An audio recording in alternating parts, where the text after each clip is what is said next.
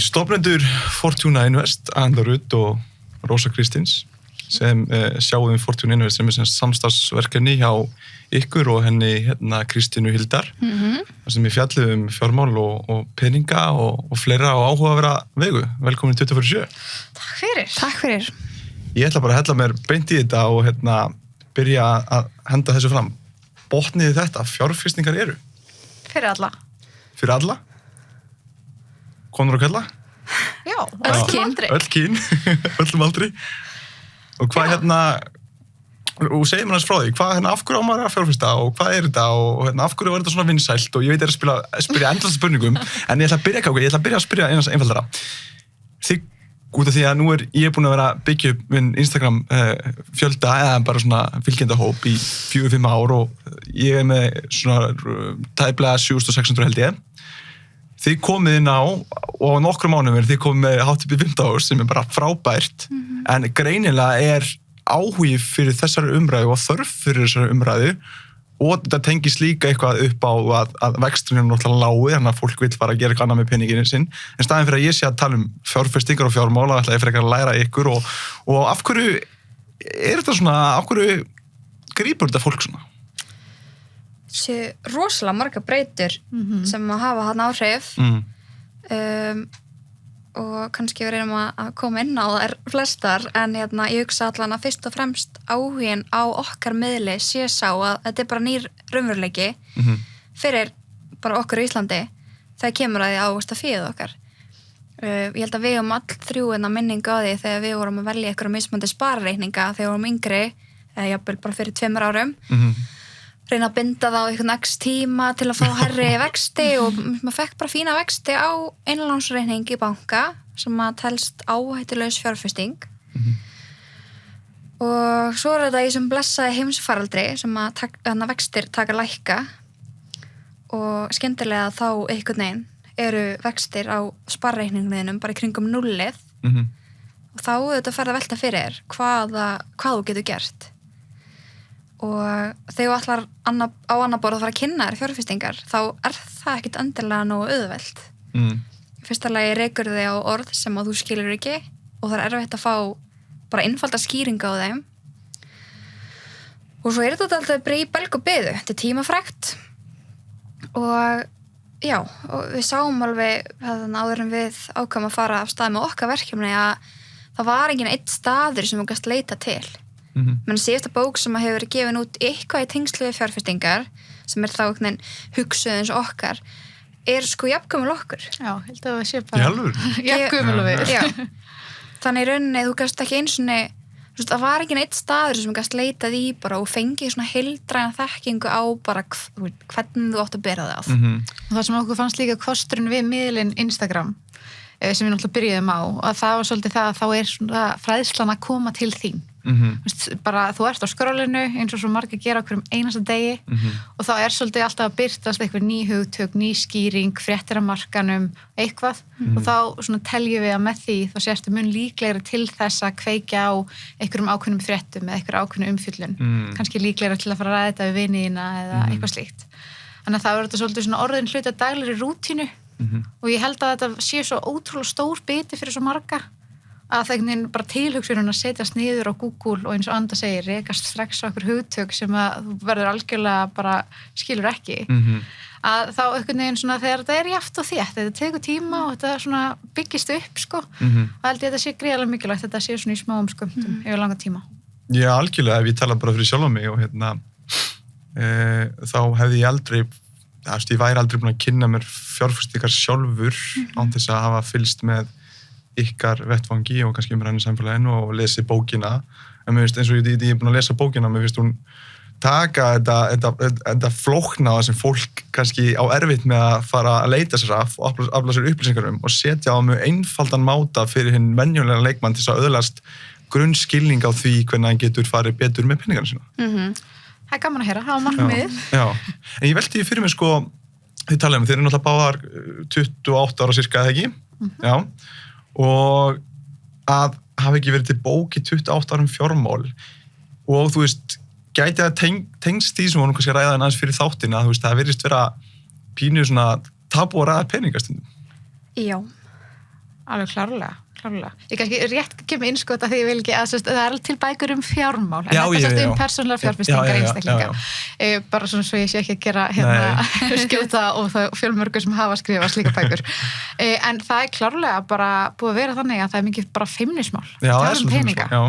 Þetta svolítið, og mér finnst bara sjálf við höfum svona gert grínaði að maður kannski var að kaupa sér íbúð og maður fór að spyrja vini sína hvernig lán þið væru með og af hverju, og þetta var bara eins og maður var að spyrja þau bara þeirra dýpstu leyndarmál, sko. Já, hvað kostar íbúðin? Já, fólk ekkert fór alveg. Það var algjört feimnismál fyrir nokkrum árum og kannski mögulega enn, en einmitt, ég man þegar maður var að spyrja einmitt húsnæðislán, þetta var bara svo að maður var að beðja fólk að gera niður sig, sko. Og í rauninu voru kannski svörin líka tvennskonar, svona allavega við deildum því að upplega það báðar að annarkvort varstu kannski ekki tilbúin til að deila því eða jafnvel sko maki vissi betur heldur en annar aðilinn eða skilur og það er líka eitt af því sem að við höfum viljað breyta er bara fyrsta leið opna umræðina en líka bara gera þetta komið svo í almenna umræðu við erum öll að fást við þetta okkur einsta degi og af hverju er þetta svo mikið feimnismál að ræða þetta? Bara líka eins og laun eitthvað þannig skilur, það er rosa mikið feimnismál. Já, en bara eins og við tölum um fjárfestingar eru fyrir alla, en það er líka að því að við þurfum öll að díla við peninga. Það er bara einmitt, við fáum öll eitthvað útborga og við erum öll að borga skatta og við erum öll að borga lífeyrissjóð, flest okkar taka húsnæðislán. Þannig að manni finnst að þetta eigi að vera eitthvað sem að kannski er allt í lagi að ræða, sko. Algjörlega, þetta skiptir bara höfumáli fyrir veljiðan fólk sem fjárhagsáhyggjur spila stórt hlutverk í ákveðri fólk líður ítlæstundum. Risastór streituvaldur. Og og líka með þetta skilur að með raunveruleika sem við lifum í dag að þú tapar bara á því að hafa penningin inn á bankabók þannig þarftu að fara að leita annarra leiða. Þannig að mér finnst það mjög áhugavert, sko. Þetta er líka svona stór hluti af því sem hefur gerst kannski svona síðustu misseri og Rósa svaraði svo ágætlega að þú spurðir hvað eru fjárfestingar? Fjárfestingar eru fyrir alla. Og það er líka ný nálgun sem hefur kannski ekki verið hjá fólki er að það horfir á sig sem fjárfesti. Já. Þú veist, hér eru við með bók. Það er ekkit oft sem að það er við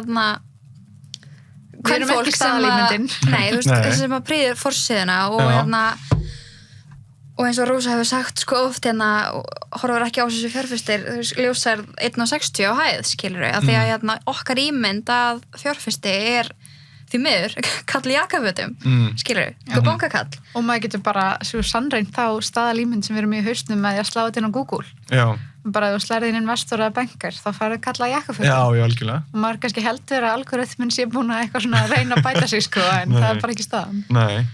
Þannig að það er klálega nýtt fyrir fólki að átta sig á því bara ég er fjárfestur og ég get fjárfest og ég þarf ekki mikla fjármuni til þess og það er eitthvað sem allan af okkar viðbröðum fylgjanda er bara einhvern veginn þessi nýju hugsunarháttur bara get ég verið með get ég gert þetta? Já, þú getur og þú þarft ekki háa fjárhæðir til að byrja. Nei, nákvæmlega. Og svo líka kannski eitthvað sem við höfum líka reynt að koma inn á af því að það er margir kannski sem eru svona já nei, þetta er ekki, ég er ekki þarna sko en við erum öll þarna, við erum öll að greiða í lífeyrissjóð frá því við erum 16 ára, bara lögum samkvæmt og bara lífeyrissjóðunar okkar eru gríðarlega virkir á markaði þannig að það er ekki þannig að lífeyrissjóðurinn taki peningin mánaðarlega og setja hann svona innlánsreikning þeir eru bara fjárfesta mjög aktíft þannig að stundum fólk svona já, ok, þannig að peningurinn minn er nú þegar í vinnu, kannski get ég þá alveg tekið þátt líka sjálf. Einmitt, og haft áhrif að því að lífeyrissjóðir eru mjög stóri fjárfestar og þeir geta fjárfest til áhrifa og við höfum öll eitthvað hlutina að segja. En samt árlega eru haldnir ársfundir lífeyrissjóða og það mæta svona 10 hræður, skilur, og þú getur rétt ímyndar á hvað aldrei þær hræður eru, skilur. Þannig já, við vildum svona líka að vekja athygli á þessu. Algjörlega. Og ég held sig fjárfestingar og svona, þetta hljómar eitthvað ógeðslega flókið. Þegar maður, og fyrir fólk almennt séð, þá, sérstaklega eldri, þá er erfitt að fara að læra eitthvað nýtt og breytingur eða skýra eitthvað nýtt, það kostar vinnu að koma sér inn í það hvað eru fjárfestingar, hvernig fjárfesti ég, innan hvað markið þess að læra inn á allar þessar breytur sem þarf að hafa í huga, en síðan þegar maður er komið með eitthvað grunnþekkingu þá verður það náttúrulega alltaf auðveldara. Já, algjörlega.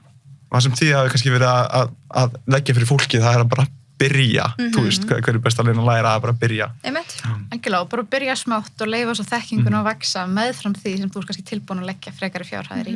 Algjörlega, sem er bara í takt við í rauninni kannski bara heilnæmast að nálgunin að því í rauninni. En mér langar til að halda áfram og spyrja ykkur svona í tengslu við fjárfestingar en spurningar.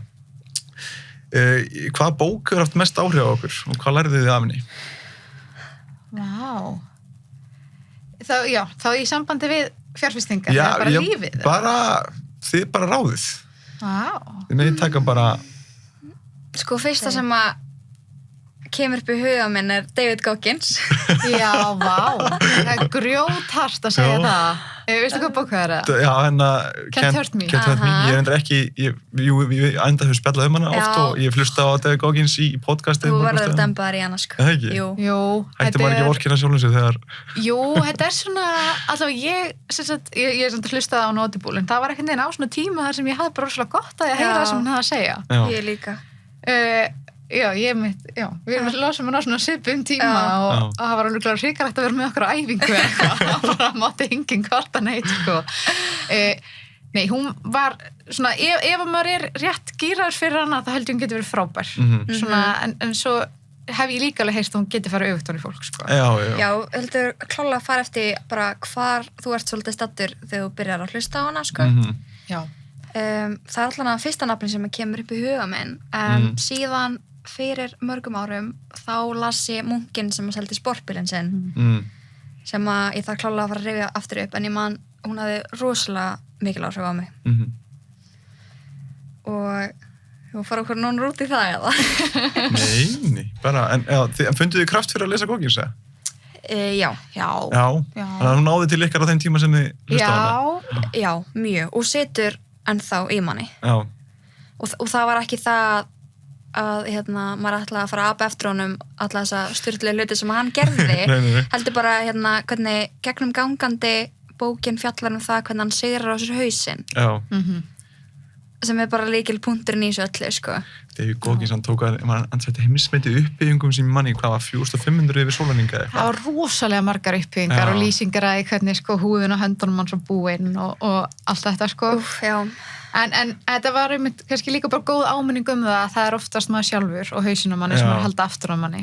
Og hann talar einmitt það að hann sé að gera þetta fyrir hausinn í rauninni. Já. Og þess að sigrast á hausnum. Ég var að hlusta einhvern veginn á podcast af Joe Rogan, það var einhver gaur sem svona fekk hann til að vera með sér í 3 daga eða 4 daga og það var að lýsa bara hvernig það var, að vakta bara klokkan 4, nú fer þú bara í vatni sem er ís og þú fer bara í ísbað núna í 6 mínútur og þú veist, bara eitthvað svona hella dæmi, sko. Nákvæmlega.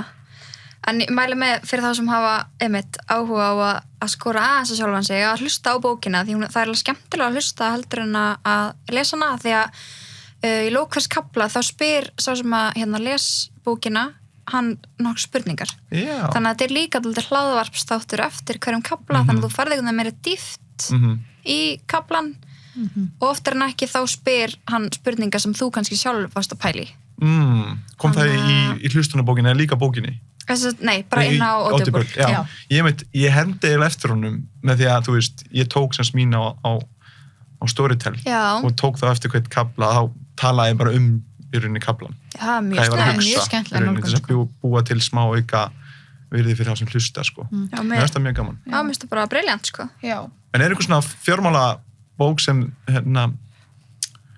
þið hafi lesið, sem þið mælið með? Margar góðar, sko. Já. Svona mjög erfitt að velja ykkur að eina. Já. Við erum með bókameðmæli. Já, ég sá það. Það var Rich Dad Poor Dad meðal annars og... Já. Það eru náttúrulega mjög margar og það er svona hver og einn hefur, hvað segir maður, það er allavega engin ein bók sem kemur upp í huga menn sem er svona eitthvað svona alhliða. Það hafa allar einhvern veginn svona ákveðin flöt á sér. Þannig að Svo sem líka getur oft verið mjög hvetjandi að lesa bækur sem eru kannski bara sjálfsæfisögur eða eitthvað svo leys. En það er einhvern veginn eru svona að fjalla svolítið svona blöndin og mannlegu hliðinni og viðskiptunum. Það er oft mjög skemmtilegt og það eru það mjög margar fjármálabækur. Það er einhvern veginn svona að taka og það er eitthvað saga og svo eru eitthvað leksjur sem þú ert að læra jafn óðum og allt þetta.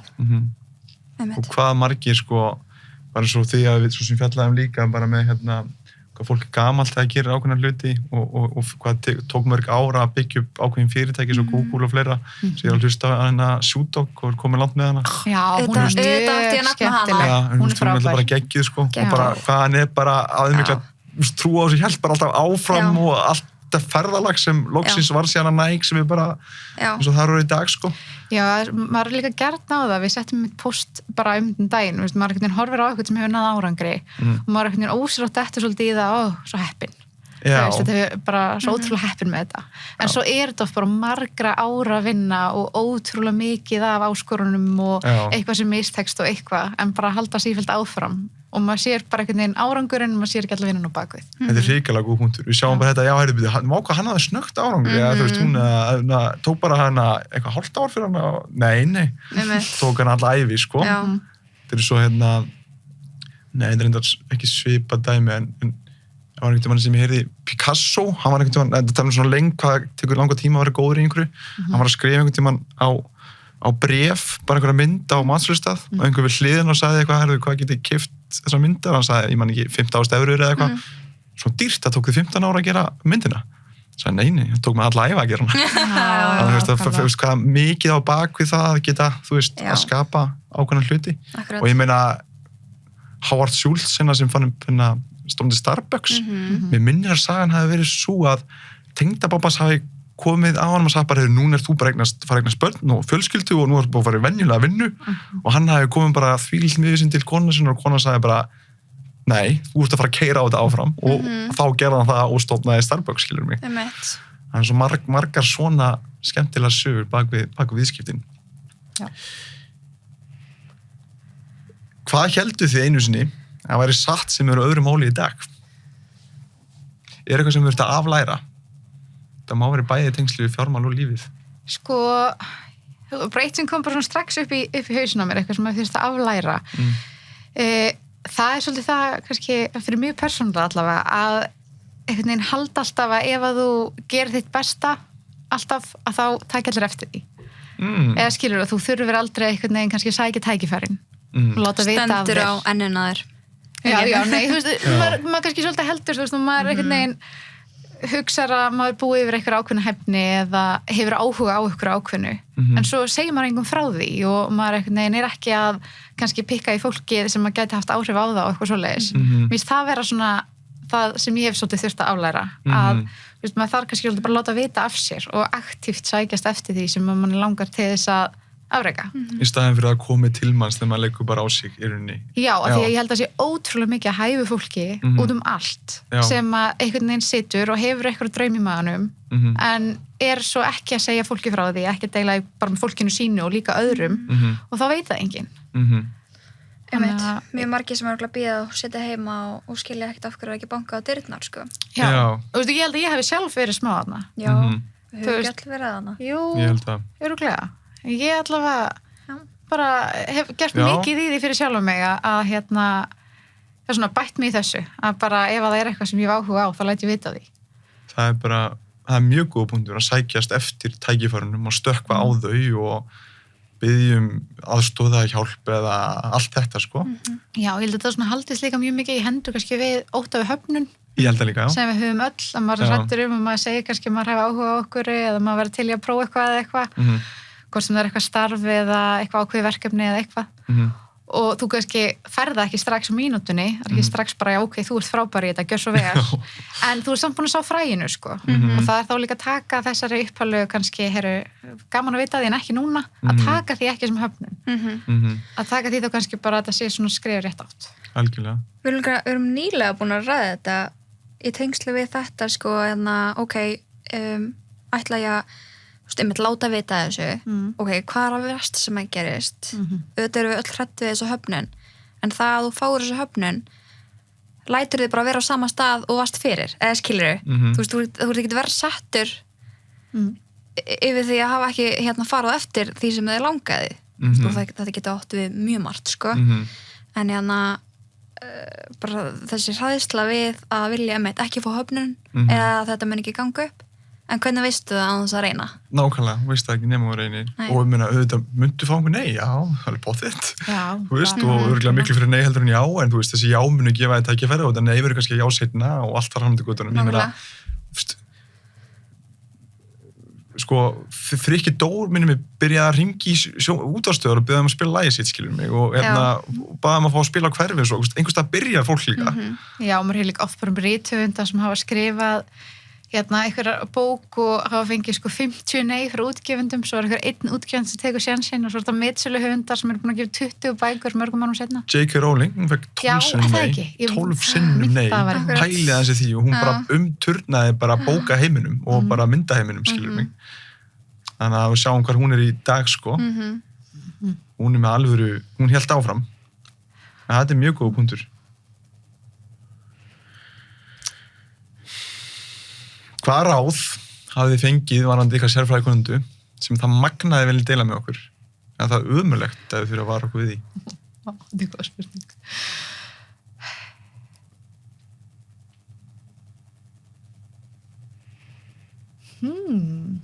Ertu með svara þessu anda?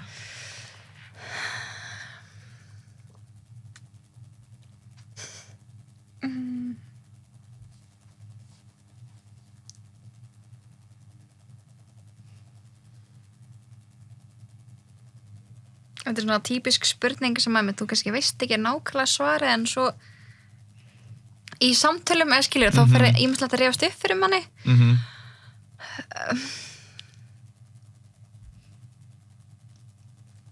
Ég veit ekki hvort ég sé bara eitthvað svona neikvæða hvað, en mitt eftir fyrst í hug svona umurlegt. Það var einhver tíman eitthvað svona með að vera aðeins að halda verkefnunum fyrir þig. Að vera kannski ekki að leita mikið ráða annara. Ég man ekki alveg hvað samhengi þetta var, en man það satt rosalega í mér. Að ég trúi rosa mikið á það að þú slutaði okkur í teimi, það getur verið rosalega gott að ræða hlutina upphátt og fá annara manna input. Og ég fekk einhvern tímann eitthvað komment á þetta, ég ætti ekki að vera að ræða hlutina svona mikið, sko. Það gæti bara orðið verra fyrir verkefnið og eitthvað svona. Ég er ósammála þessu. Ég held að það sé alltaf mjög gott og það er svolítið langt síðan það var. Svona kannski bara mórallinn en annar, sko. Akkurat. Já, þetta er góða punktur. Já, það rifast upp fyrir mér, sko.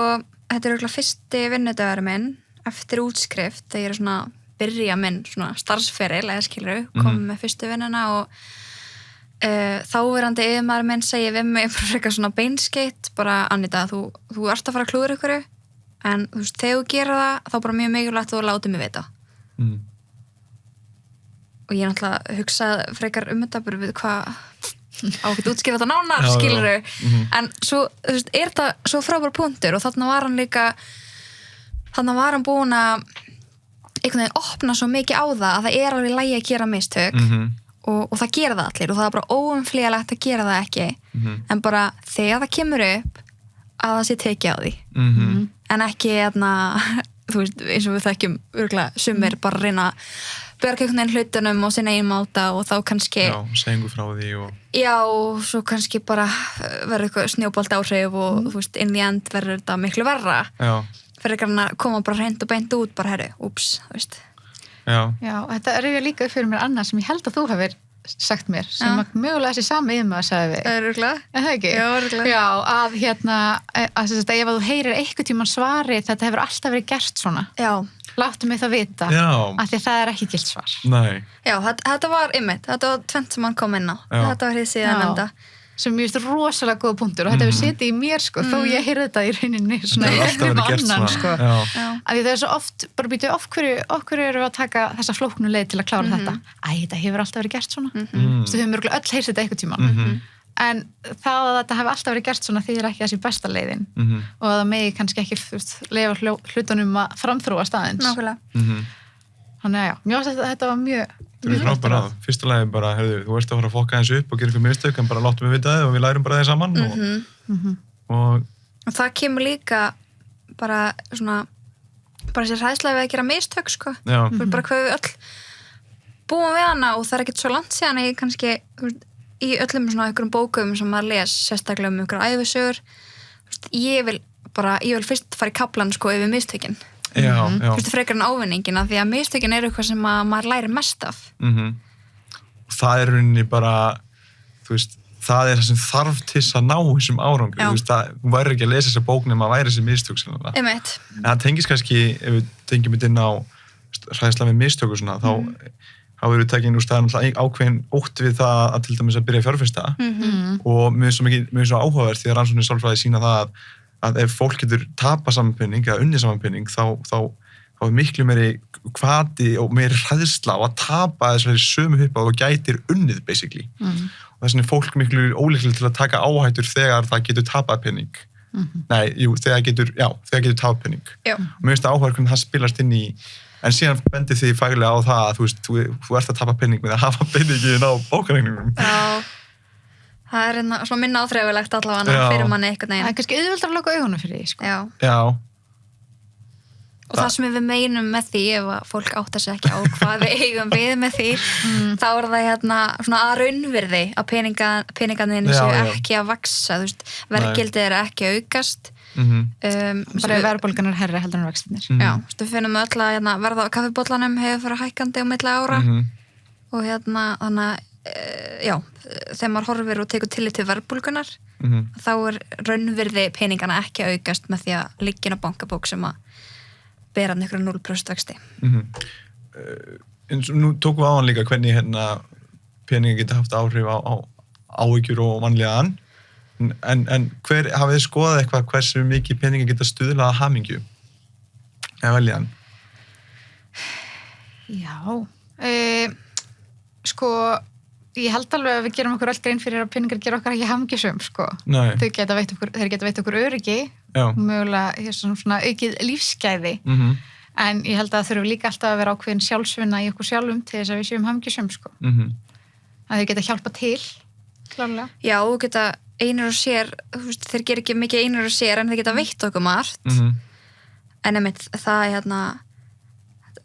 setur ekkert plást á sárið að fá 100 milljónir laðarinn reikningin á morgun sko, þetta er mikil ánægja en hvort það breytir það að ég verði eitthvað hamingjusamur yfir viki það er ekki ekki bestasvari við því allavega. Nei, það voru einhverjar ég skoða þetta aðeins og voru einhverjar sem sýndu að sem þeir veita ákveðna velja á hamingju þangað til sko þú færð það bil 10 milljónir ári og eftir það þá virðist vera bara svona flatt. En síðan kom reyndar önnur rannsókn daginn sem sýndi að hún heldur áfram að veita okkur frekari veljan, svona daglega veljan sem við upplifum í augnablikinu. Ekki kannski með lífið okkar, heldur bara hvernig lífum við núna, með lífið vel.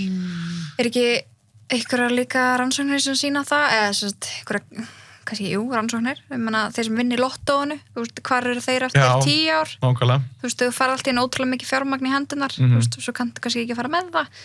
Svona ýmislegt. Og við vitum líka, peningarnir geta keypt veraldlega hluti og við vitum að veraldlega hluti spila eiginlega ekkert í okkar veljan, bara 10% eða eitthvað, af því að við fáum okkur flottari föt, flottari bíl, flottari hús, okkur langar alltaf í ennþá stærra hús og flottara hús þegar við erum búin að eignast það, en við erum fílít ánægð til að byrja með, bara hvað er næst að keyra þessu bíla, hvað er flottir þessu fötum, síðan er þetta bara svo hvert allt annað sko.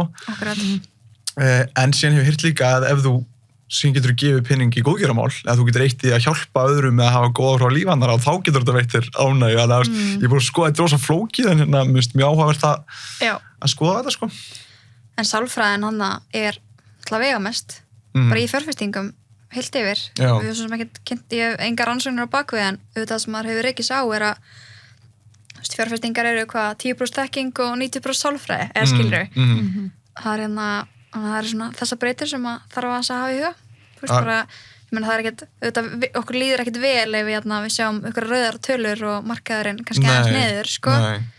Og það er kannski oft þá á þeim tímapunkti sem maður tekur óskynsalar ákvarðanir sem dæmi þá fór kannski tilfinningar hljópmann í guðunum að ég var óttast að tapa skilur og þá ger ég eitthvað í staðin fyrir að sem svo í langtíma fjárfestingum þá er eðlilegt að einhvern tímann sjáir rauða tölur það ekki? Jú, það er bara eðlilega markaðarins. Já.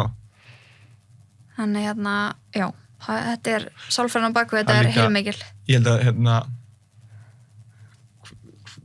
ég man ekki hvernig það var tvísunum hefur sálfræðin unnið Nóbelsverðunin eða eitthvað svoleiðis og það voru bæði skipti hagfræðingar Já.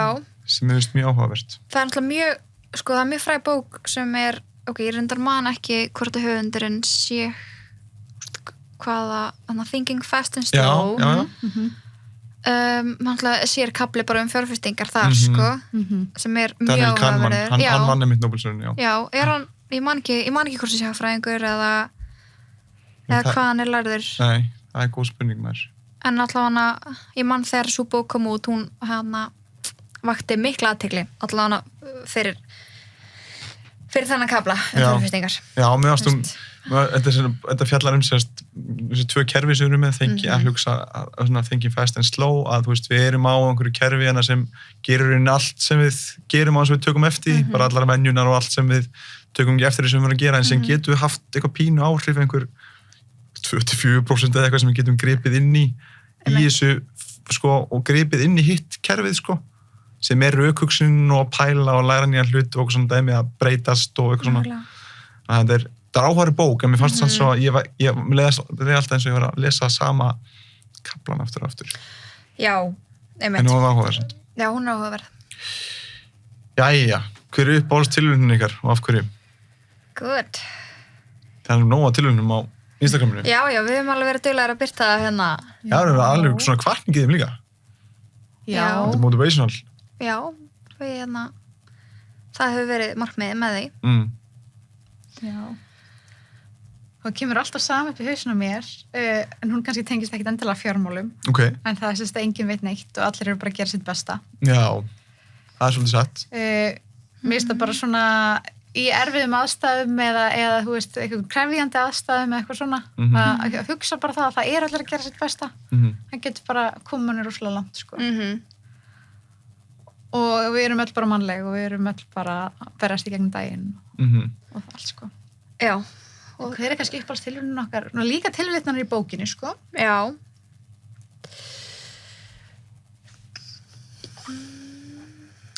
En það er mjög góð punktur, það er bara sem að sýna öðru fólki skilningi í rauninni, og að þau séu mannlega og þau geti gert mistök. Já, og líka bara fyrir sjálfa þig, sko. Já, líka fyrir sjálfa mig, Já, líka því þú heldur alltaf að manneskjan við hliðina þér viti miklu meira en þú. Já. Algjörlega, ég heyrði, heitir eitthvað Donning-Kruger áhrifin eða eitthvað, það heitir hérna að því í rauninni minna sem þú veist, því meiri sjálfsöryggi og sjálfströst hefuru við að miðla þinni þekkingu eða að gera sem hann að gera, en því meira sem þú veist, þá áttar á því að það er svo mikið sem þú veist ekki og þá eru óöryggar það sem þú veist og þína sérfræði kunnáttu og þá byrjar að vera með minna sjálfsöryggi. Ég hef bara svona mjög eftirmjöla minningu að því ég fór í stjörnufræði í grunnskóla. Já. Og ég fekk bara svona hálfgerð kvíðakast af því að bara það er svona margt sem maður veit ekki. Heimurinn er svo stór og við erum svo lítil og eitthvað svona og mér finnst það að vera nákvæmlega eins með þetta þegar maður lærir eitthvað meira um eitthvað þá yfirleitt fattar maður að það eru 50 dyr í viðbót sem eru fullar af þekkingu. Þannig að þetta er mjög sammála þessu. Vorum að ræða líka fyrir podcastið með fjárfestingar og peningar, hvað er þetta að fara í marga vegu með það og aflist, þú veist. Þetta er líka svo nátengt samfélaginu, sko. Þú veist að markaðurinn er að breytast á hverjum degi og markaðurinn er eitthvað neginn að þróast með samfélaginu og þegar það kemur eitthvað upp bara hvort sem það er, sko, heimsfaraldur eða eitthvað annað, það hefur þetta svo mikið áhrif hvort annað, þannig að þetta er aldrei kjurt. Þetta er alltaf að þróast. Sem gerir þetta á sama tíma mjög kræfandi en líka mjög skemmtilegt. Ég held að sé örugglega bara jafnvægi með þess að vera hæfilega öruggur en alltaf hafa auðmýkt að maður gæti haft drátt fyrir sér. Hvað er hvert að fara? Já.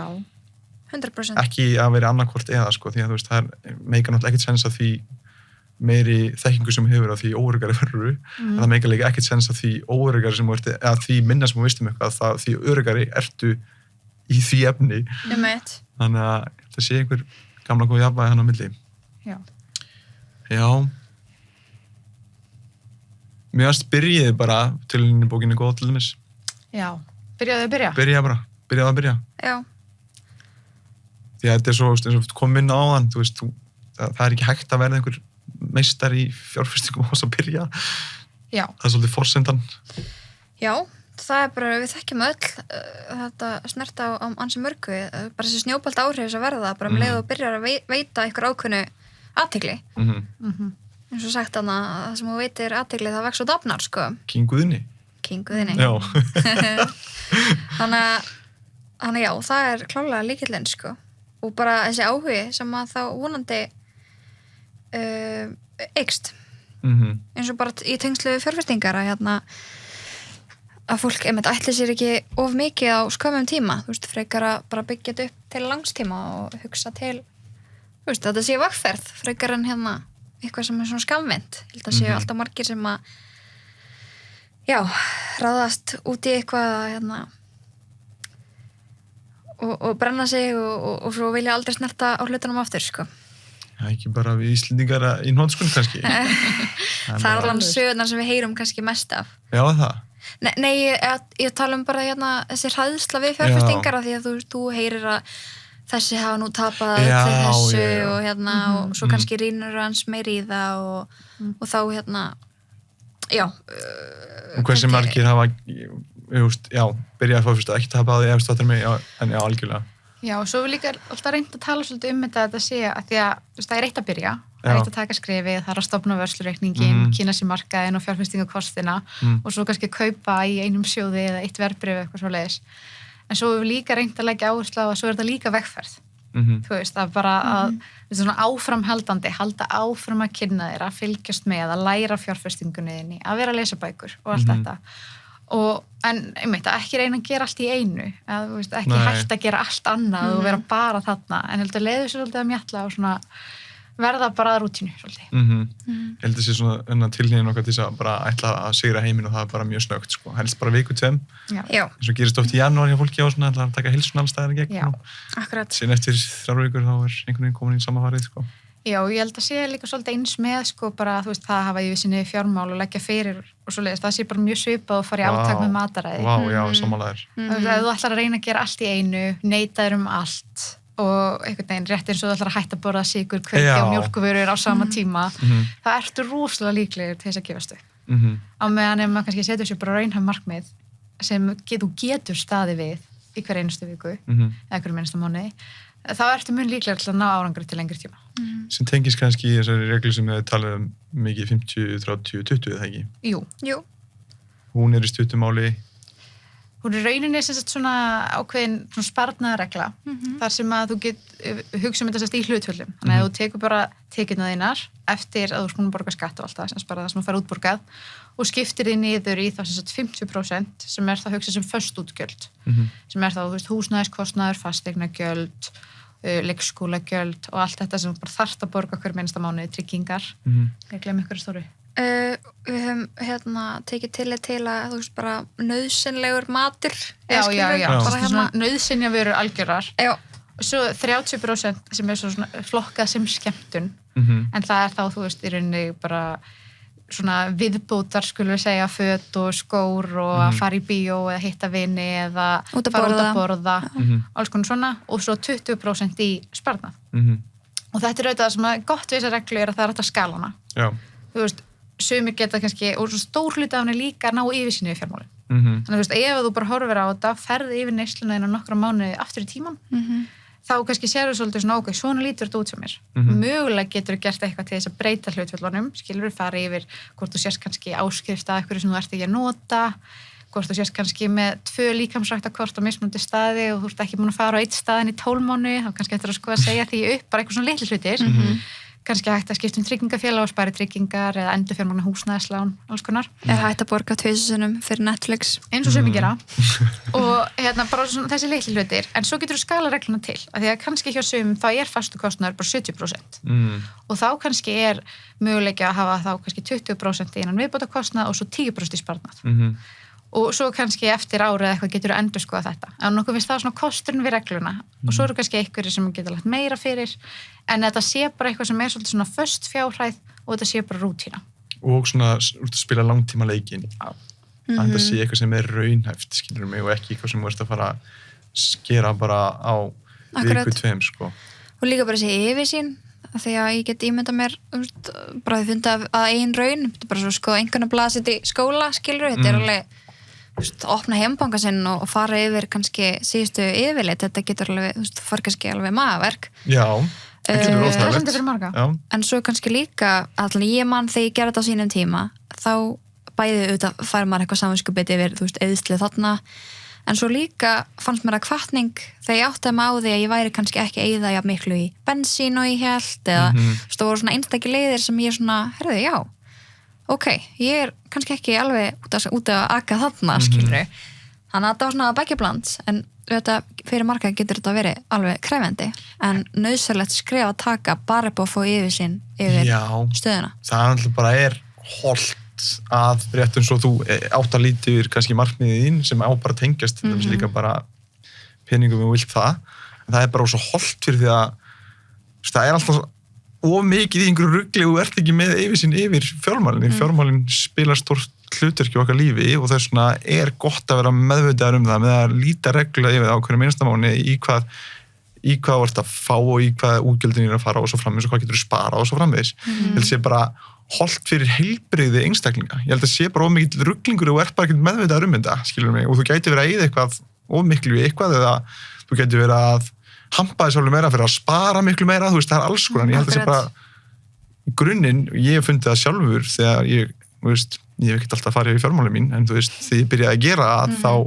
hefur mér liðið töluvert betur með það að vera með þessa yfirsýn yfir peningana mína, þrátt fyrir að ég hef ekki alveg stundum alveg erfitt að líta, skilur við. Akkurat. Já, og líka svona að keppa við sjálfa þig. Já. Eða þú veist, að horfa á þig og þínar aðstæður og setja þér markmið út frá þér og kannski ekki endilega vera að bera alltaf saman við, því að þú veist, við erum öll á mismunandi byrjunarpunkti, hvort sem það er bara að leggja fyrir 5.500 kallinn eða að byrja að borga niður skammtímaskuldir og það getur verið alls konar. En svolítið að setja sér markmið út frá sínum aðstæðum og vera líka bara svolítið duglegur að hrósa sér fyrir það þegar maður nær markmið. Mér finnst það alveg mjög mikilvægt, þú veist, ef maður er með eitthvað ákveð takmark fyrir árið eða eitthvað, að leyfa sér aðeins að svona velgert. Já, nákvæmlega. Eða þú veist, ekki einhvern veginn að þetta verði bara allt einhver svona kvöð. Heldur svolítið svona að trakka markmið, bara eins og í öllu í lífinu. Algjörlega, enda þetta ógeðslega mælanlegt. Þannig að þú ótt að geta séð bara skýran árangur, sko. Og líka bara, sko, þetta samviskubit, við viljum ekki allir losna við þetta samviskubit, skilur við, bara það að fara í smáralind og ranna kortinu fyrir ykkur kápu eða annað, sko. Ef þú veist bara, þarna ætla ég, þarna hef ég 40.000 krónur eða eitthvað til ráðstöfunar og ég ætla bara að eyða því í eitthvað sem að, ég vil kaupa mér. Og þá ertu svolítið, þá ertu ekki að labba til smáralind með samvinskupið, af því þú veist bara búin að ákveða þetta er svigrúmið mitt, ok, ég vil einhver að nýta það vel, þú veist, þetta er það sem ég langar í. Þú veist, ég held að séu alltaf margir sem að líka refsa sér svo mikið, af því það fá svo mikið samvinskupið yfir því að þú ert að eyða miklu. Þú veist, eyða miklu í föt eða snyrtivörur eða hvað annað, sko. Algjörlega. Og mér finnst líka bara svo heitlandi nálgum að, þú veist, það er enginn að segja að maður get ekki leyft sér neitt og maður þurfi bara að passa upp á hverja einustu krónu, þú veist. Þetta er líka viðráðanlegt því eins og við tökum aftur mataræði, að vera með 100% mataræði er ekkert viðráðanlegt til lengri tíma. Rétt eins og 100% fastur sparnaður og ætla ekki að eyða neinu, það er ekkert viðráðanlegt til lengri tíma. Af því að, þú veist, við lifum líka bara þurfum að lifa lífinu og stundum við bara gaman að fá sér kaupa sér kaffibólla eða kaupa sér eitt ból eða, en ekki að það sé eitthvað sem skilur, þannig að það er miklu viðráðanlega til lengri tíma í staðin fyrir að neita sér bara allt og allar uppleganir og geta ekki tekið þátt í einhverju með vinnu sínum eða eitthvað svoleiðis, sko. Algjörlega. Þá ertu líka dálítið mikið að refsa þér, sko. Já. Það er líka mjög leiðileg vegferð sem maður á og við höfum allir verið að hana, skilur við. En líka með alltaf að sitja heima þegar aðrir eru að fara út á tónleika eða bíó. Ég hefði sjálf bara vildi óska þess að ég hefði bara vita af þessu við mig, þú veist, þegar ég var 18 ára. Bara, og þú veist, hvort það hefði verið eitthvað farsælt á þeim tíma, en bara allavega kannski búa við það að ástæðan okkur að maður kannski náði aldrei engum árangri og ég mann þegar ég var að safna mig fyrir íbúð, þú veist, þá fekk ég oft að heyra að þetta myndi aldrei takast hjá mér að því allir peningurinn færi bara í avokadótoast, sko. Þú veist, bara svona þessi lending, sko. Ég held að ég sjálf að hugsa hans öðruvísi umkomuna mína. Ég byrjaði að vinna mjög ung og ef ég hefði kannski haft bara eitthvað svona viðmið fyrir mig til þess að hugsa þú veist, að því að maður er alltaf einhvern veginn sagt að spara en svo til dæmis í dag þá er ég mjög mikið í því að ég byrja á því að spara. Þú veist, ég fæ útborgað og ég er búin að horfa yfir mánuðin og ég byrja að leggja fyrir og þá svolítið út frá þessari reglu og það er svo gott, þá er það bara búið og ég þarf ekki að hugsa mér þetta og ég veit hvað segir ég hefur mánuðin. Og ég held að, ég allavega persónulega hefði haft mjög gott af því þegar ég var yngri. Algjörlega, og vita bara meira, hvað er þetta og hvað maður að gera við þetta, skilur mig, og allt þetta, sko. Og þú veist, ég ætla ekki að fara, þegar svo nógu margir sem alltaf að koma á skólakerfið og veist, að með laga þar skólakerfið er alltaf bara besta kerfið sem við höfum, eins og það er í dag, þú veist, og gerir margt frábært og kennarar sem bara gera mjög gott starfana, en að sjálfsögðu væri hægt að setja í einhvers konar menntaskrá að bæta inn til dæmis fjármálaleysi. Já. Í staðinn fyrir nei, ég er að Varlega. það má djóka með þetta. Já, 100%. Og komst þessi snirtilega næst, sko. Jú, algjörlega. Vegi Gíslega, illa á nú vegið. Hún Gísla vegið. Ég fekk nú Þorgrím, hann var nú að taka upp hatt fyrir ykkur, sko. Þorgrím Þráinsson, ég var að posta hérna daginn. Hann var einmitt að bauna yfir skólakerfið, sem þú veist. Að taka þá að vera að kenna Gísla sögu, en við þurfum ekki að fara út í það, en það var bara svona skemmtilegt. Það var alltaf bara, eftir að hyggja, alltaf bara frábær markasetning. Já, það var Og bara skemmtileg umræða. Já, auðvitað. Bara hafði, við varum mánaðar með þetta á endanum. Já, bara hressandi fyrir líka marga og bara fínt að fá álit forsætisráðherra á þessu efni og En alltaf markmiðið var að vekja umræðina fjármálaleysi og eins og Anda hefur oft sagt, við hefðum alveg geta sett inn hvítan bakgrunn með svörtum stöðum sem hefði staðið, það þarf að auka fjármálaleysi. En það er enginn verið að tala það væri enginn að spá í því. En við trúum því að með að við viðbröðin við þessum pósti, þá sé bara margir sammála okkur að það þurfi aukna svona hvað sem formfestu í þetta í skólakerfinu. Og þetta er líka, það bara þurfa að nálgast þetta svolítið svona, þannig að þetta er hluta lífinu og ég held að við séum öll betur stödd ef við komum út í lífið og höfum verkfærin, sko. Algjörlega. Þóra ræða peninga líka. Já. Svo fór ég mjáðan, sko. Já. Það er ekki ávikið að vera eitthvað kvöl og pína, held ég. Nei, alls ekki og það er örugglega allt og oft, bara ef við tökum sem dæmi, bara í samböndum, þar sem að peningar rættir á neikvæða máta þegar það kemur upp eitthvað ákveð. Eða ekki rættir. Eða ekki rættir, en ef þeir eru rættir þá sé það í rauninni neikvætt. Þú ert eða miklu, en þú ert að gera hitt og þetta, skilur þau. Það er einhver áhugaverð umræða, sko, með fjárhófa og sambönd. Já, það er bara eiginlega, það er bara svona topic, sérstaklega sér maður í svona, í Bandaríkjunum og svona. Já. Þá eru sko komin alveg bara svona risa iðnaður sem er bara svona peningaleg sambandsráðgjöf. Í alvörunni. Og er þá, fólk er náttúrulega sumt, sko, vissar aðstæðanlega fólk byrja bara með sameiginlega fjárhag og sumir er náttúrulega bara með sikkvöld fjárhaginn. Og þetta getur verið alveg svona kunst, sko, fyrir fólk. Já, og sérstaklega ef það er eitthvað svona, annar aðlinn er með mun hærri tekjur heldur en hinn og það er svona ákveði ójafnvægi og það er bara ýmislegt sem að getur haft þann áhrif, sko. Já. Það er mjög áhvert pæliði, sko. En því að, þú veist, maður er bara tekið eina slag sjálfur, skilur mig, erunni, en þú veist, maður hefur verið, maður er bara áttu við þetta eins og annað fólk, sko. Akkurat.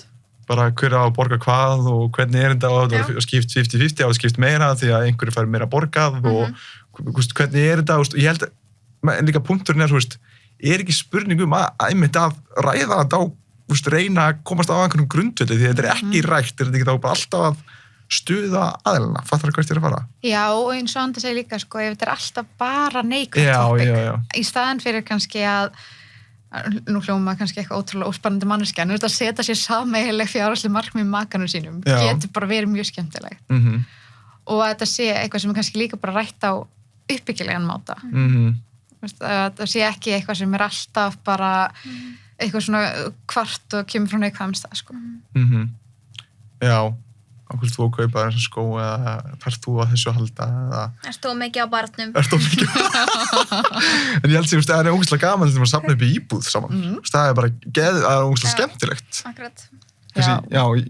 Já, hvað umræðum peninga í sambundum? Þetta er einhver markaði sem maður þarf að koma inn að Íslands. Einhver að stökka á stökku á, hvað sem tækifærið. Já, kannski vonandi kemur þau í veg fyrir ykkur frekari skilnaði eða annað. Ég meina það getur líka haft áhrif. Já, og ekki skilnaði til ná á Íslandi og auðvitað heimi. Það svo sem umræðefni í annan podcast. Já. Það örugglega margir mun færir að tala það heldur en við. Ég ætla að enda þetta á þessu. Ef þið mættu einungis koma einu skilaboð framfór lífið ykkar til annan einslíka, hver var svo skilaboð?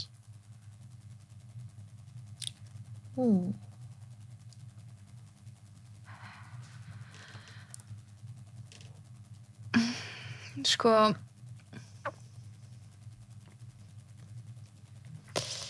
það sem allan að vegur svona þyngst hjá mér núna er ekki þóknast neinum öðrum eldur en sjálfu þér. Af því ég held að við séum alltaf ofta að reyna að þóknast ykkur öðrum og það er og öllum í rauninni. En það er ekki hægt. Mæki fór í smá rugluna. Mic drop. Þetta var mic drop, já. Já, ekki þóknast einu öðrum með sjálfur. Af því að þegar maður þóknast öðru fólki þá er maður líklega ekki að gera það sem maður, ekki nema maður sé meðvitaður um það, meðvitað að þóknast einhverjum, en ef maður er að stuðvita að þóknast öðru fólki þá er maður líklega ekki að gera það sem maður vil sjálfur gera. Nei. Og þá að lifi maður lífinu á forsendum annar en ekki sín sjálfs. Já. Og það er bara slæmskrift. Óraunhæft að ætla að gera öllum til gæðs og þetta ylur upp hræðslu hjá manni í staðan fyrir að einblína bara sjálf á hann sig. Eru það að fylgja mér? Ég er algjörlega að fylgja þér. Ég er bara, eftir þetta mic drop var ég svo mind blown. Já. Það var henni gróthart. Já, ég held að sé bara lifa lífinu sínum forsendum. Gera þér lífið vel með. Hlusta á þinn maga. Þinn maga, þinn sannleika. Já. Ég held það. Nei, ekki. Ég held að sé bara flott. Spyr. Takk einlega fyrir að gefa ykkur tíma til að koma og spjalla. Það var mjög gaman þráttur smá bras í byrjun hérna í stúdíónu en hérna, þetta hafðast á lokum. Þannig að þið eru bara að gera frábæra hluti og mjög gaman að fylgjast með ykkur og hlakka til að fylgjast með ykkur áfram og hef bara fullað að trúa okkur og bara takk fyrir að gefa venjulegu leikmönnum eins og mér og öðrum hérna, smá verkfæri til þess að öðlast betri skilning á fjárfestingum og peningum, sko. Þannig að takk kærlega. Takk Og allir að næla sér í fjárfestingarbókina, by the way. Bam! Bam, sjáu þið, þeir sem eru að horfa. Negla. Takk kærlega, gangu vel. Takk fyrir.